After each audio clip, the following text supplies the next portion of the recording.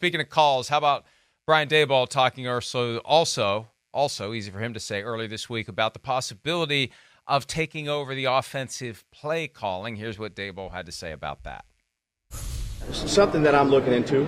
Talked to, I think there's 20 head coaches at this point in time that call plays in the league, which is on both. So I think it's 20. There might be a little bit more, but again, I've been doing a bunch of research, but no decision's been made. I'm still going through that process and thinking about what we need to do.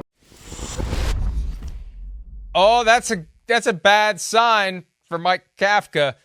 When you know the number, when you've already done that much research, I mean, you're actively thinking about it because you're aware of how many you're doing it. See, how many do? Should I do that? Let's see how many do this. Administrative assistant, can you put together a list for me of all the people who? Oh, it's 20. Okay, thank you. I mean, so he's thinking about it, Chris. He's clearly thinking about it because he's talking about it, and that may be something that happens this year because he's smart enough to know. He's smart enough to know that Bill is looming over the entire division, and it's a question of which team is going to make the move. And to take it back to our original point about him not being inclined to take a regular studio show job and me saying, well, he needs to, get a fan base behind him, maybe he already has an idea where he's going to be next year, and he doesn't need to do that. That's what maybe he's going to spend the year. Right. Remember when Mike McCarthy spent the whole year preparing for coming back? Maybe Bill's job this year is going to be doing everything he can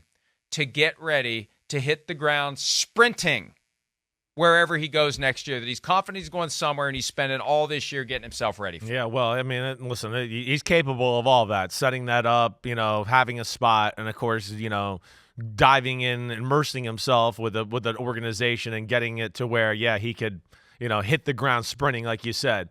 So, like we said, it'll be interesting to see how he approaches it and where he goes there. But, the Daboll thing, it's a big year for Brian Daboll.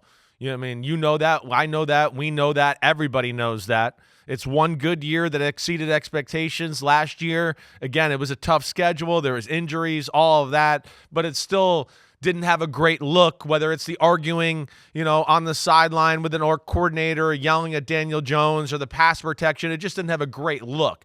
That's games that were blown, right? The Jet game, come on. The Jet game, they blew that football game. So that's where I think it leaves a bad taste in everybody's mouth, and that's where Daboll's smart enough to realize all of that. He knows all of that. And, Mike, you've heard me say this before. Again, he got the job because of what, Mike? Why did he get the job, right? Tell me why he got the job. Proximity to Belichick. Well, and the ability to call plays and come up with an offensive game plan. True. Right. I know. You went deeper into that than I expected. Right. Offensive, but that's a fundamental truth for any offensive coordinator who becomes a head coach. That's how you got the job. Exactly. That's why so many of them call the plays. That's where you heard me during the year last year. I like Mike Kafka. I think he's got a bright future. It's not an indictment on him. I'm just saying, damn, Brian Daboll, you got a head coaching job, and you were awesome with Josh Allen and that Bills offense, and they were the best they were ever because of you and your ability to string plays together and feel a defense out and adjust and do all that. And to me, that's one of the great talents that he has to offer, and he's not offering that to the Giants football team. I would like to see that. I would. Again, great offensive minds like we've talked about. I mean, he's not at Andy Reid status yet where he's got things so groomed that maybe coordinators are an extension of him and they know exactly what he's thinking, right? I'd like to see him take, the Shanahan, the McVay, the Mike McDaniel approach. You're an offensive genius. Be the offensive genius on Sunday, too.